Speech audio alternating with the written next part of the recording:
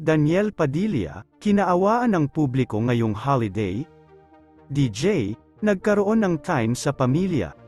Ilan sa mga netizens ay tila naawa ngayon kay Daniel Padilla, na hindi niya nakasama ang kanyang girlfriend noon na si Catherine Bernardo.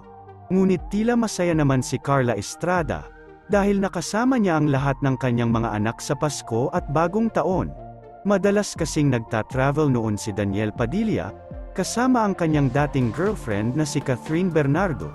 Gayun din naman si Catherine na nagkaroon din ng time sa kani-kanilang mga pamilya at nag-travel sa ibang bansa. Ito ang unang pagkakataon na hindi magkasama sina Catherine at Daniel Padilla upang magdiwang ng Pasko at Bagong Taon. First time silang masolo ng kani-kanilang pamilya pagkatapos ng 11 years nilang relasyon.